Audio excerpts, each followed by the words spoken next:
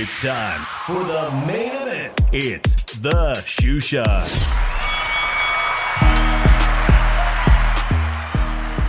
All right.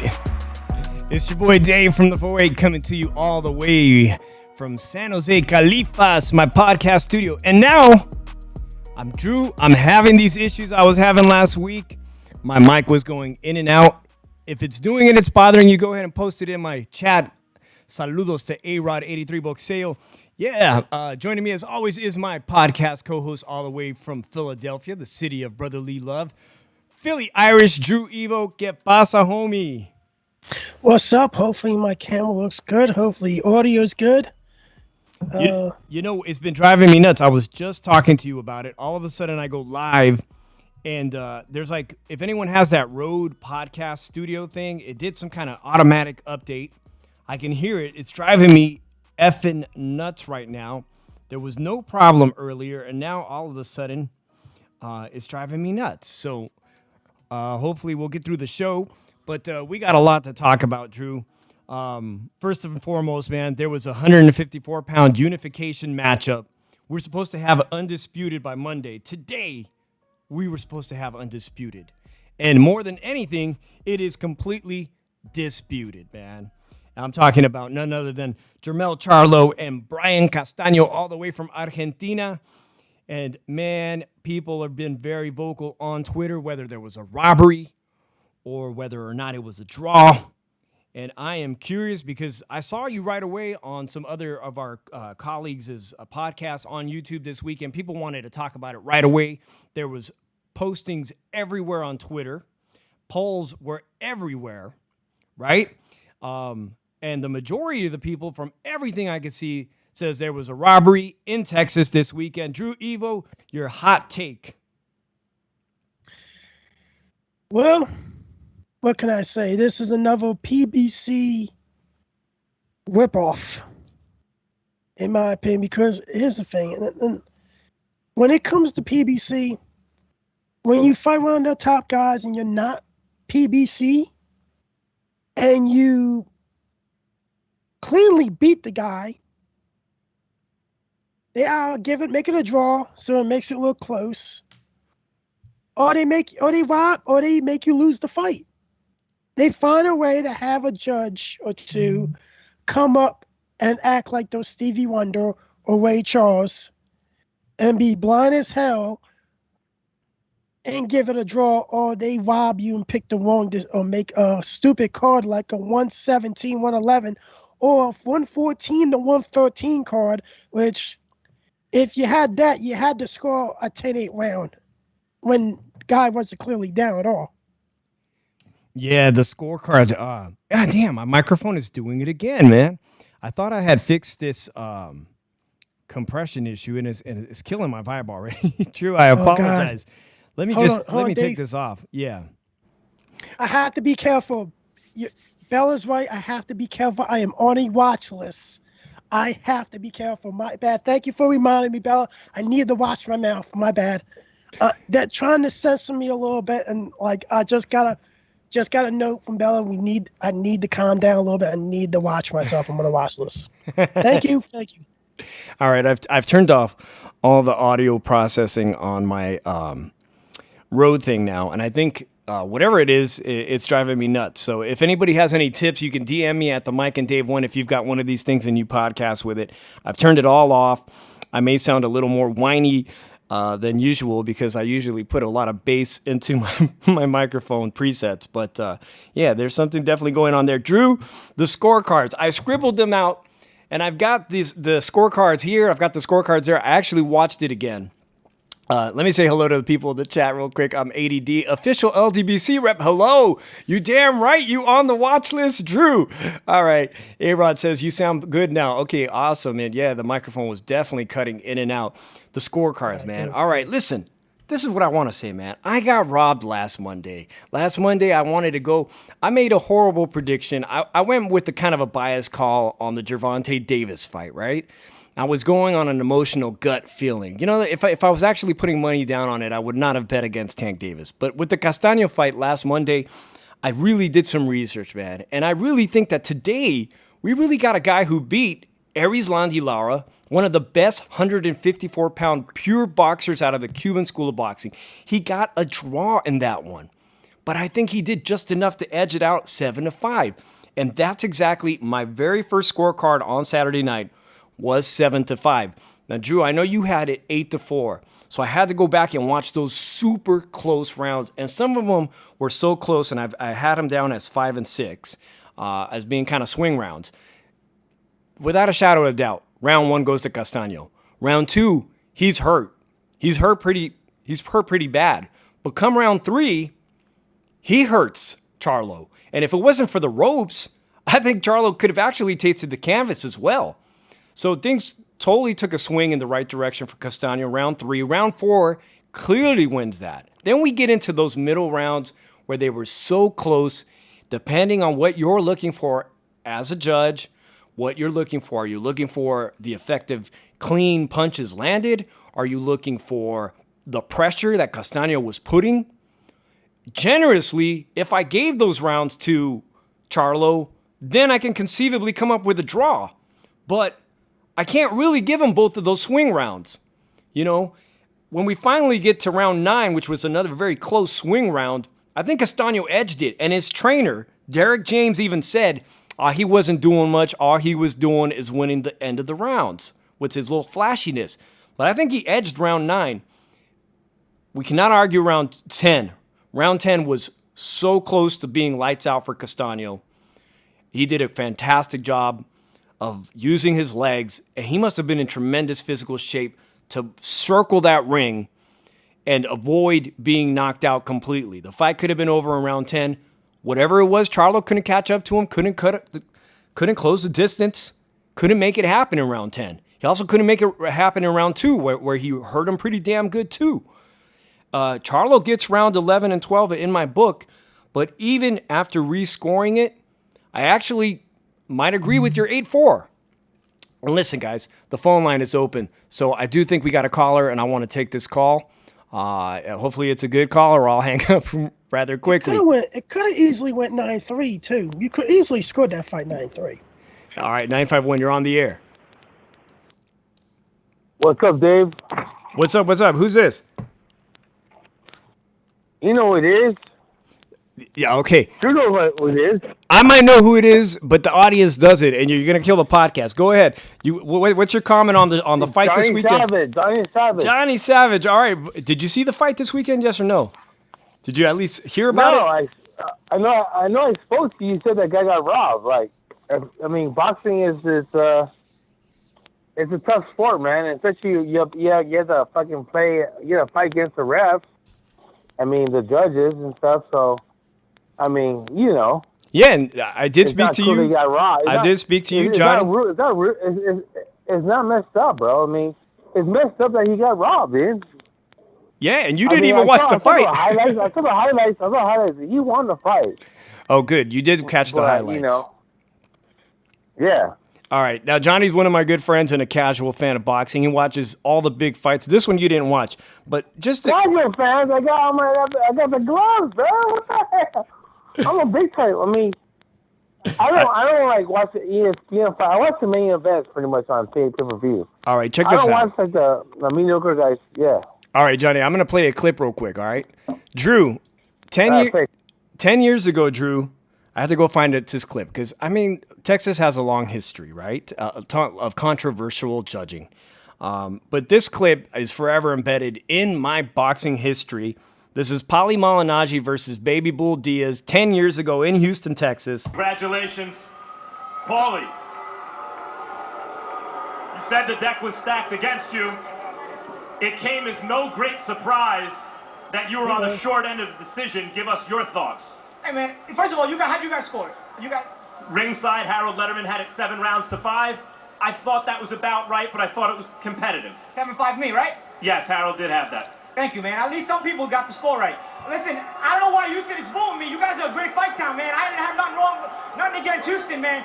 It's a great fight town. You guys were a loud crowd. It ain't nothing against you guys, man, but I had to deal with a lot of politics, man. That was ridiculous. I knew I was going to have to deal with this.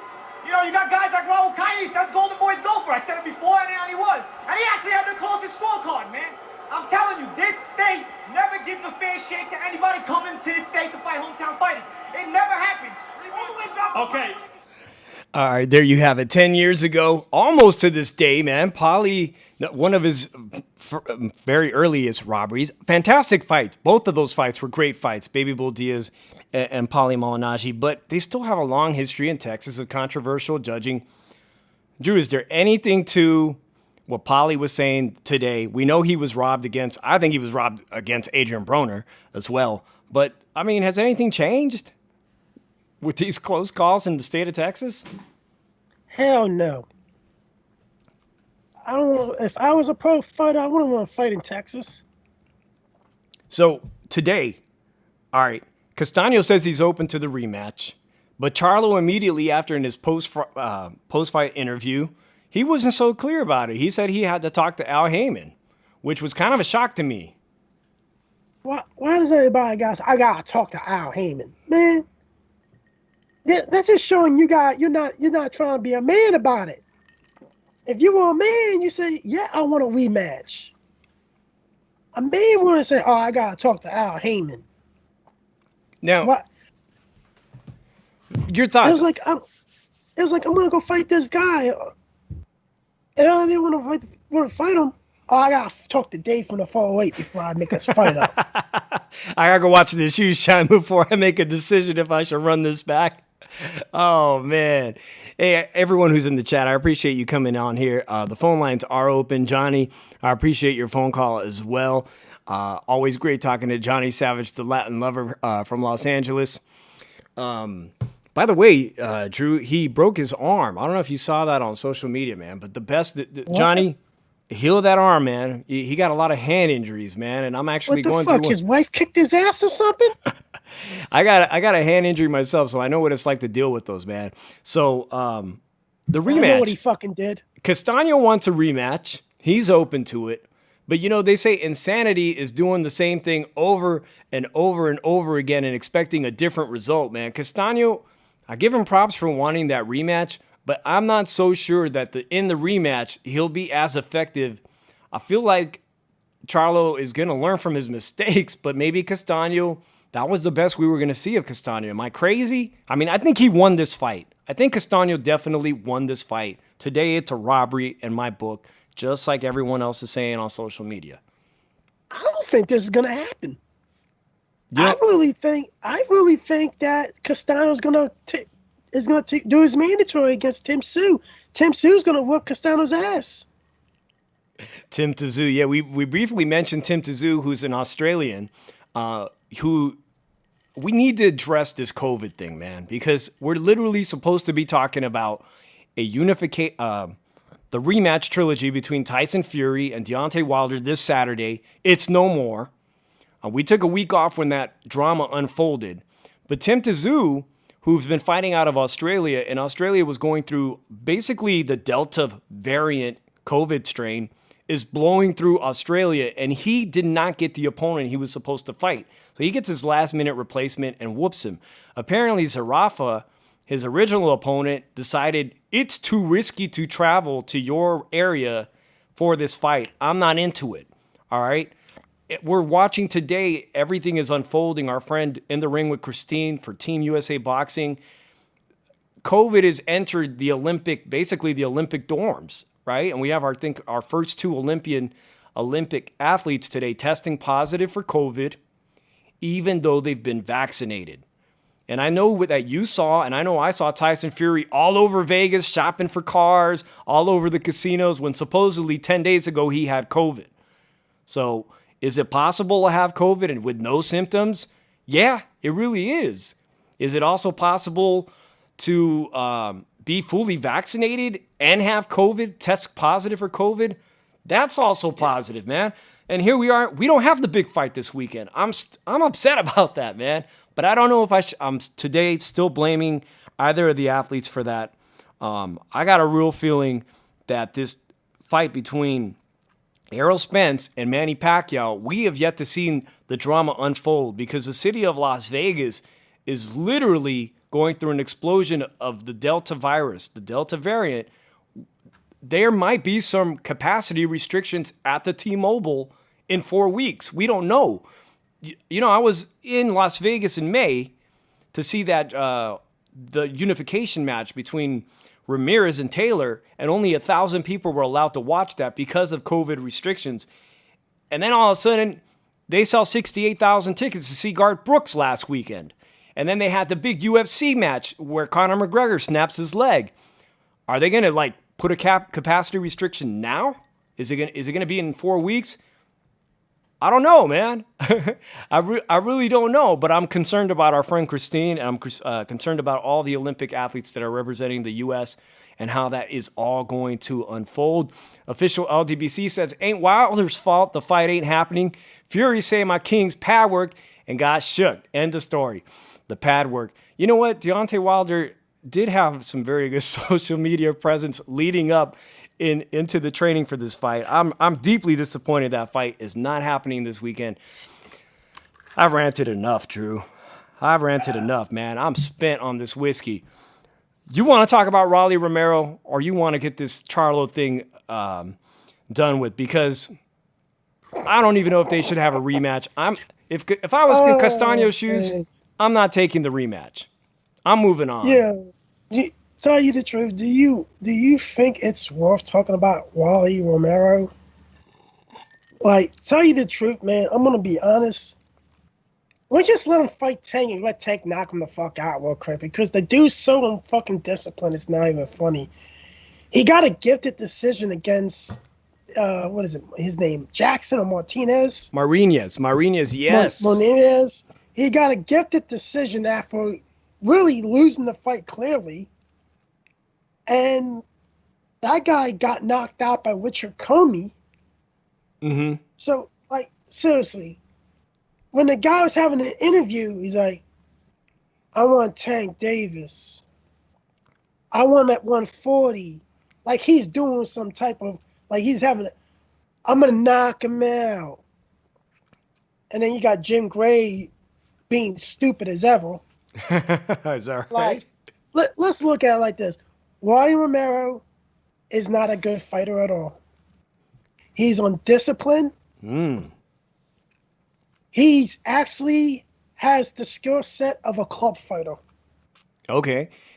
A lot of people will agree with you on that. He's rudimentary. He has a habit of keeping his head up, way up in the air. Actually, I think his head is lifted up even more than Ryan Garcia. But him and Ryan Garcia have that thudding one-punch power, possibly, right? I mean, can we agree on that? You don't know. He hasn't fought anybody. Well, he did fight Marinez, who you said, just pointed out, was knocked out by Richard Comey, a guy that Teofimo Lopez easily disposed of, right? And you see what happened?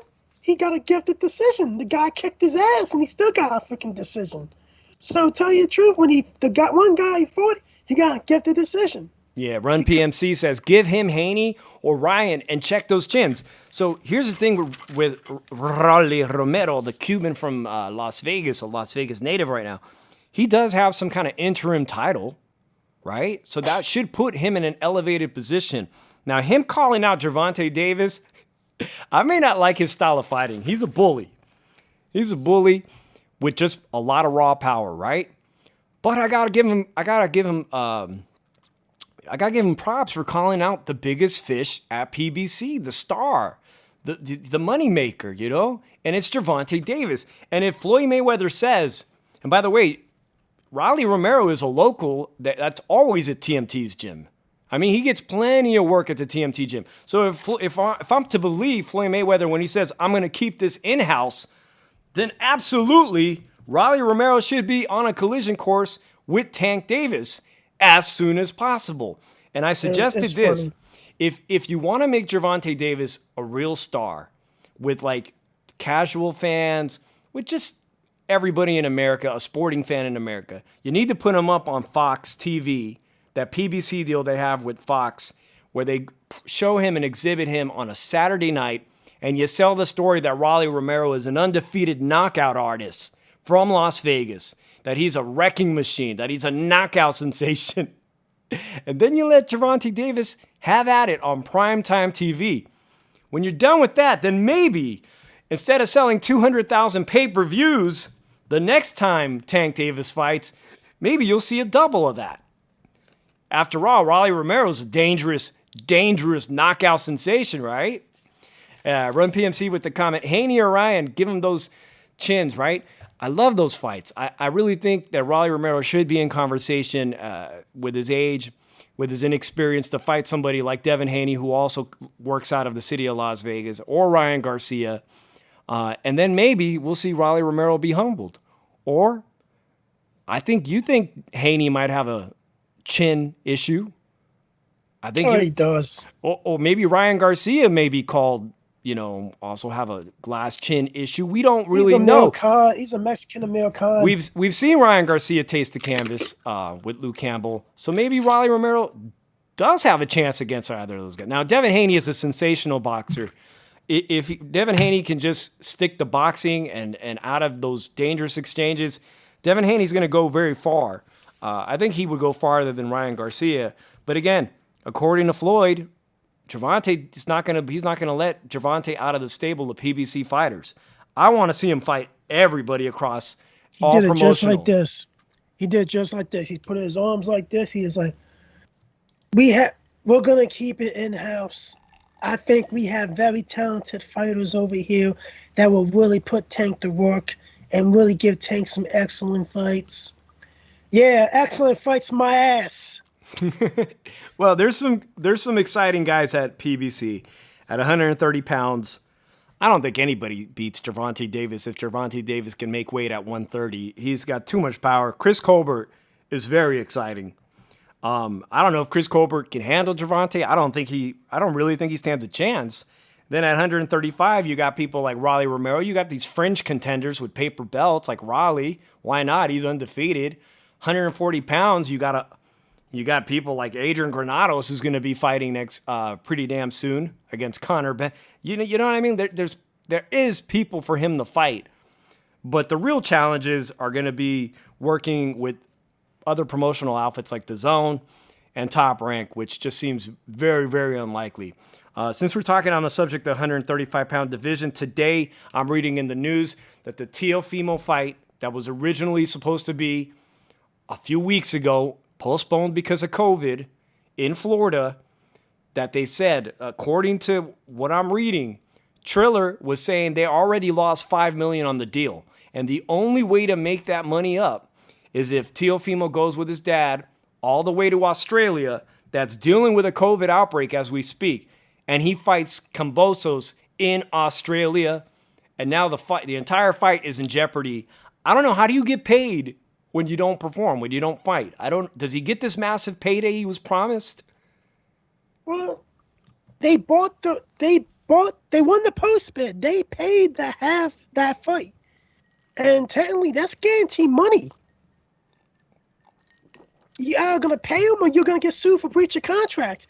If you didn't think, number one, why the hell will Triller try to buy a fight for that much against a mandatory that's not well known in the United States, when you're going to have the fight in the United States? Is it dangerous? Not only is it dangerous, we know that Teofimo supposedly had COVID. You can get reinfected. But he is the champion with almost, ironically, Top Rank was going around saying he was undisputed. That got me to laugh a little bit. He's not undisputed. Devin Haney does hold the WBC real official belt, right? Because I can't keep up WBC belts. But he's the champ, man. Should he be making that? It's beneath him to be traveling to Australia for that fight, right?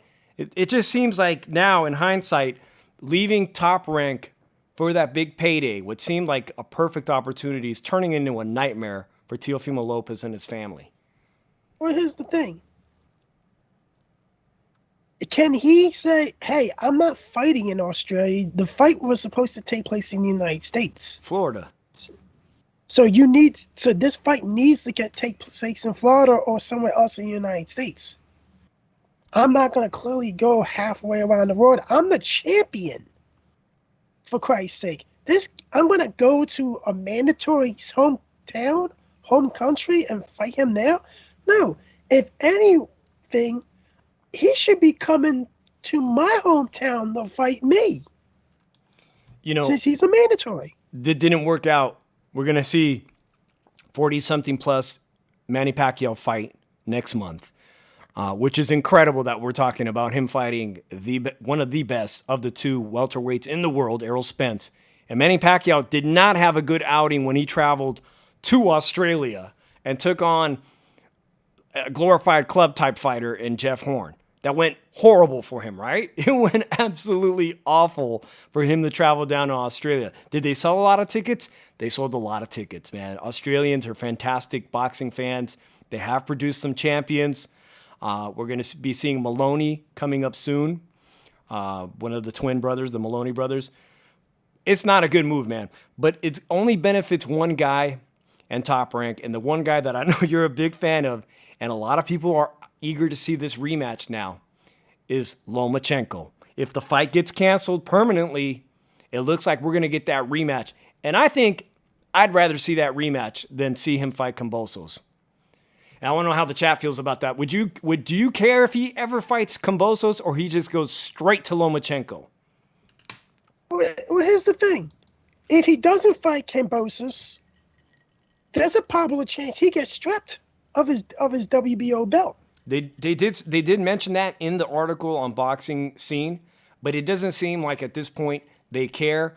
The likelihood of him getting a cross-promotional fight to fight Devin Haney, as much as I would like to see that, it looks like that's not going to happen. So why hold on to all these belts that are trivial if indeed it just forces you to fight lesser opposition, lesser purses, just fight in-house at Top Rank. In this case, we're talking about fighting in-house at PBC. In this case, I think it's a rematch that a lot of people want to see. And it strikes me as odd because earlier today I'm saying I don't want to see Castaño fight Charlo, but for some reason I want to see Teofimo fight Lomachenko, who don't get pissed off, but Teofimo easily beat Lomachenko the first time. Bullshit. But people want to see that rematch because is Lomachenko the killer again or what? And I'm gonna be honest. Let's be honest. This fight ain't he ain't gonna let himself get stripped of a belt, Teofimo. Come on now. He's not undisputed. And the goal was you're one belt away. Why not try to get a fight with Devin Haney? Because the thing is, I think they will really try to avoid the Lomachenko rematch as long as possible. Even though they agreed to it, they thought they had a fight with Kambosos to deal with. So, if Teofimo's going to fight Kambosos, why not Lomachenko fight Devin Haney, take his belt real quick, and say, hey, you want to fight for true undisputed? You got a franchise belt. I got the regular belt. That franchise belt doesn't make you undisputed. You're going to fight me for this belt. We're going to have a real undisputed fight. Don't you dare tell me to start not capping. Barbershop Jr. says, Drew, don't start capping for Loma again. Please, I'm over here smoking a blunt. Shout out to everybody smoking a blunt. That's very good. You better give me a hit of that blunt, too. If you're not going to give me that hit of that blunt, I don't want to hear you smoking a blunt. All right, Run PMC says, Haney is a champion like when JCC Jr. was a was the middleweight champ when they stripped Martinez. He is the Union Kane of 135. I hope I read that correctly, Run PMC. But you know what? I like Haney in the conversation with all these people. I think he got a real test with Linares. He did really good up until those final rounds. And I'm interested in how he matches up with somebody with power like Teofimo Lopez. And that's a fight I do want to see. I want to see all those guys at lightweight fight each other before they move up to 140 pounds. You know, I would really like to see that. And Josh Taylor, I don't think he needs to leave the 140-pound division so quickly, like he's mentioning that he really wants to chase a fight with Terrence Crawford. You know, if I was Terrence Crawford, I wouldn't even fight a top rank again until my contract's up. That Josh Taylor fight does nothing for you. Like, seriously, you're supposed to fight a welterweight, dude. You're supposed to improve your resume in the welterweight division. And I think that the two names that come into mind besides Oral Spence is Ugas and Sharon Porter. What's up with your boy from Philly, man? Talking about capping. Boots Ennis was teasing people on social media about a week ago. Now he's on the rise at 147 pounds, and he looks like he's championship material, looking for that big fight. And all of a sudden, he's talking on social media about guess who's moving up. Moving up to 154, 160? I think somebody said, him. Is he capping? Is he playing with us? Nobody wants to fight Boots Ennis at 147.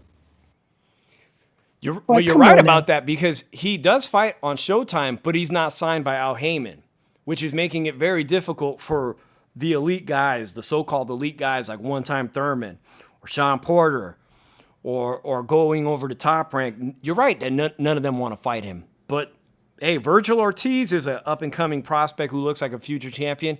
He should be looking to fight Boots Ennis at some point. And there's a whole slew of guys beneath Virgil Ortiz and the Xander Zayas types that should be looking to fight somebody like Boots Ennis. That's why, hey, Conor Benn, who's going to be fighting, that's the next big British guy at 147 pounds. Conor Benn fighting 140-pound Adrian Granados. I already saw your boy from Philadelphia.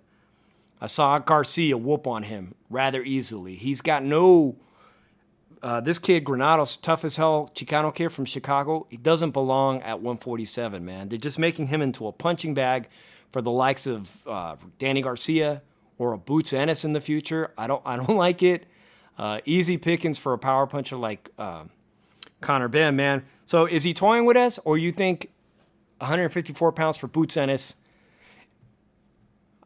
I mean, he might can cause some damage at 154. Like, here's the thing: nobody wants to fight him at 147.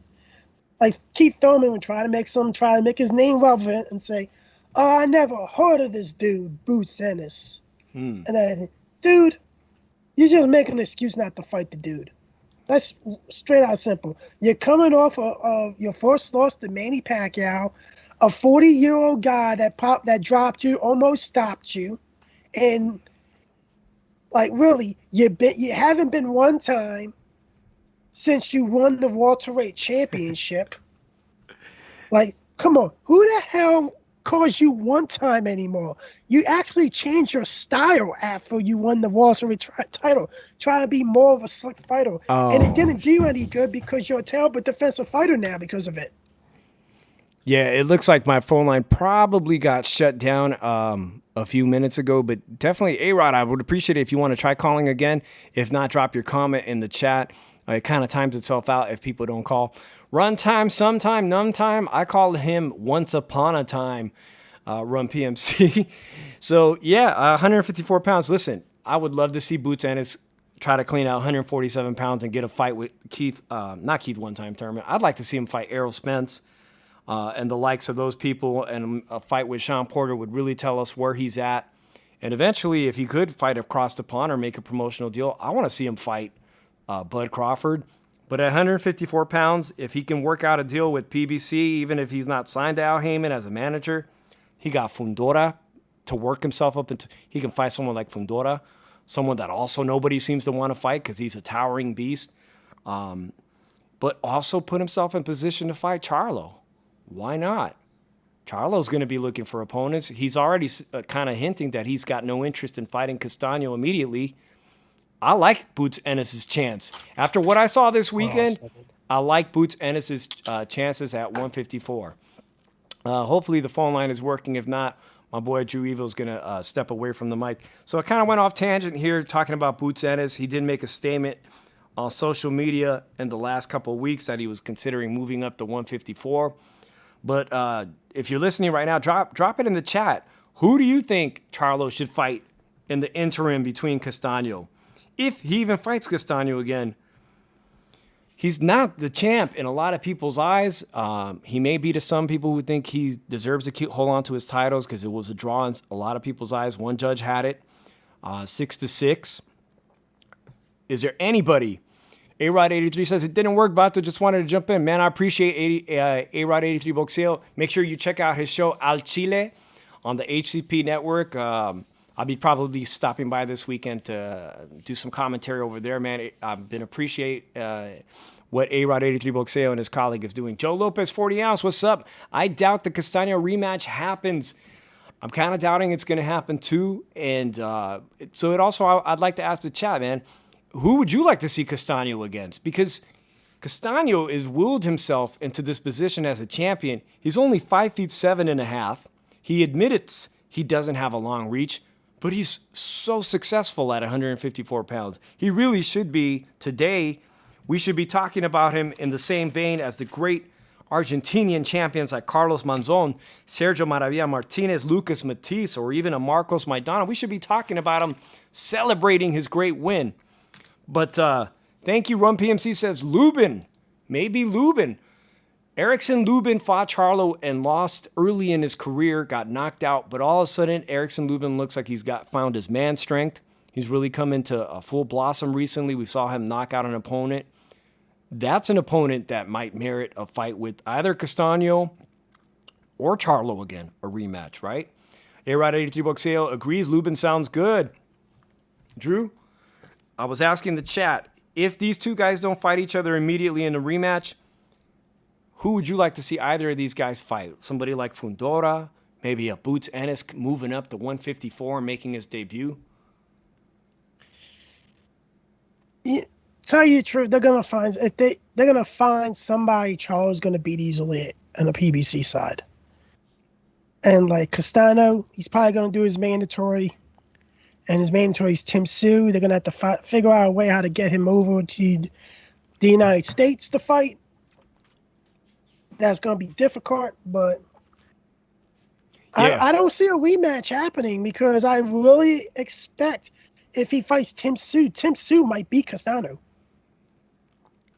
And that's the great unknown, is that Tim Tszyu is unknown to a lot of American fans because he's been fighting on Australian, which is the time zone is completely different. So maybe you've only seen his highlights. He looks like he's going to be a wrecking machine like his father, but he hasn't come over to the U.S. to fight anybody here. I'm eagerly awaiting to see how he does here. But also, this weekend I kept thinking about he might be fighting your Philadelphia fighter, Gabe Rosado. But I was thinking about Jaime Munguia, who was the champion at 154 pounds not too long ago, and somebody suggested to me, how great would Jaime Munguia versus Castaño have been at 154 pounds? I think that would have been a fantastic matchup for the fans, man, honestly. But I don't know how far in weight Castaño can go, man. He's only 5'7.5", short reach. At 154 pounds, I would have liked to have seen him fight someone like Jaime Munguia. That would have been a great fight for the fans. It's not going to happen. It's probably most likely never going to happen. But I do like that fight. All right, Drew, so we find ourselves without Tyson Fury and Deontay Wilder this weekend. And there was going to be some great heavyweight matchups on the undercard. It's like an entirely heavyweight stacked card. And we're not going to see it this weekend. But we are going to see Joe Joyce, a UK fighter, who on his most recent outing demolished the eye socket of his opponent, and he's back in action. This is a WBC eliminator? So they're putting themselves in position to fight Deontay? The winner of this is kind of puts himself up there. Carlos Takam is kind of unknown to a lot of American fans, but I know you like to watch these heavyweights, man. Joe Joyce versus Takam this weekend for a WBC eliminator. How do you see this fight going? Joe Joyce knocks him out. Does Takam bring anything to the table? He's had a lot of fights. He's got a lot of experience. Is there anything he can do to Joe Joyce, who's older in age but still undefeated? Is there anything he can do to rough him up? Probably go to the body. He's going to have to go to the body. Yeah, I got this comment from Run PMC. There's backtracking to Gabe Rosado. Can Rosado even make 154? He retreated back to 170s when he fought Kid Chocolate, and that was in reference to the fight. They're talking in serious talks, and it looks very likely that Jaime Munguia will fight him at 160 pounds, which I don't think is a good weight for Gabe Rosado, man. But if Gabe Rosado wants that fight,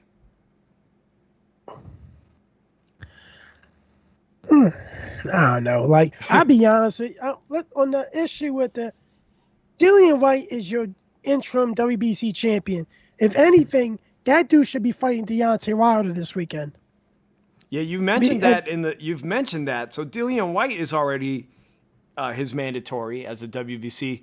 So what are the implications of this? Whoever wins this, they just line themselves up to fight Dillian and sit on the back burner waiting for Deontay to have this trilogy matchup that we're not going to see this weekend? I don't know. The WBC's so corrupted, it's not even funny. Like, Sumov has been denying this dude for 3 years a fight. 3 years ago, he was Deontay Wilder's mandatory. Deontay Wilder ducked him. Yes, you guys can come back now and start talking shit. Let's go. Because I'm talking about the king, supposedly. Are you? But I don't think they're watching. I'm on a watch you're on the list. watch I list, have but to nobody's watch watching. myself. I'm just kidding. God damn it, I gotta watch myself. But who gives a fuck about it? I'm on a good watch list right now. Yeah. I'm on all you guys in chat's watch list. So, but like, no, seriously, he ducked Deontay Wilder ducked Dillian White 3 years ago. Okay. That's point blank. So is Dillian White ever going to see the likes of Deontay Wilder? I mean, first of all, we're waiting for this trilogy fight. I'm gonna be honest, Deontay Wilder's gonna retire before this Dillian White fight ever gets talked about, or even gets close to paperwork being sent. I don't really think Deontay Wilder makes it that far to go to Dillian White, because I think he's going to lose this trilogy fight. He's probably going to retire afterwards. So they've got a new tentative date for that trilogy fight, and it's October 9th. It happens to be my birthday weekend. Shout out to any Libras. It's going to be October 9th. I think my boy Drew's a Libra as well. Drew, I think this really might backfire considering what's going on with COVID, that they didn't have the fight this weekend. Yes, it was postponed over not Deontay, but Tyson testing positive for COVID-19. But listen, we have no idea what's going to be happening in October with the Delta and the COVID and all that BS, man. For all we know, if ticket sales were not great, like rumored, right? That the ticket sales weren't going to sell out. Who knows if things are going to be any better or worse for ticket sales in October? Like, I don't even know if they're going to make you wear a mask for the Manny Pacquiao fight in a few weeks. They might literally make you go to the fight and wear a damn mask, which is uncomfortable as hell. That might be the only way you get to watch the fight. So if you do have tickets to that, I'd still see the fight and just deal with it, man. It's uncomfortable. But who knows what's going to happen October 9th, man. They could go back to having restrictions and enforcing a 25% capacity for sporting events. So it may have not worked out. They should have maybe, if Tyson Fury was feeling good enough to go car shopping for high-end exotic cars and pose in his Versace without a shirt on, maybe he should have just fought Deontay this weekend, man. That's all I'm saying, man. But let's wrap up the show, man. There's not much to talk about for next week. I do want to say hello to everyone who tuned in the chat room. PMC, A-Rod83 Boxeo al Chile. Make sure you catch his show. Joe Lopez, 40 ounce. Bella Bling was in here, and all our official LDBC reps. Barbershop Jr. says it's all good. I'll make sure you get a pass. At least I hope for this episode. Let's get to our final talking points. Drew, talk to me, man. I appreciate that, Barbershop. And remember, you still owe me a hit of that blunt. You know, man, this is like this whole weekend of boxing, we were supposed to have Undisputed. We didn't get that because we had Stevie Wonder and Ray Charles as two of the judges at that fight. And personally, you know, I'm sorry, but at the end of the day, a lot of you LDBC guys turned on Jamil Charlo because of what he said about Deontay Wilder. Mm-hmm. You called it a draw. But then, you know, let's go turn on him. Like, do you guys send an email out of a memo and say, yo, we don't support this guy anymore? We talk about this guy fights. Let's say he has a draw or something. Fuck him, screw him, and anything. Let's get back to it. But at the end of the day, it was a good fight, but it wasn't a close fight. Castano beat him. It could have been 9-3. And how the hell, there's no way you lose a fight when you outlanded a guy by almost 100 power punches. Seriously, he almost outlanded Charlo by almost 100 power punches in the fight stats. How the hell do you not win a fight that way? You in frickin' Texas. I'm done. I'm done with this for the week. Man, Paulie Malignaggi said it best. It never works out for you when you come to fight the hometown fighter. And it didn't work out for Brian Castaño either. Today we should be celebrating Undisputed, but really is still disputed who is the best fighter at 154 pounds. I think in the eyes of most boxing fans who saw the fight, it's on every social media poll, whether it was from Showtime Sports, whether it was from the fact that Derek James, the trainer, said, you need to knock him out. That tells you what the scorecard was going into the late championship rounds. Charlo was down, and he didn't knock him out.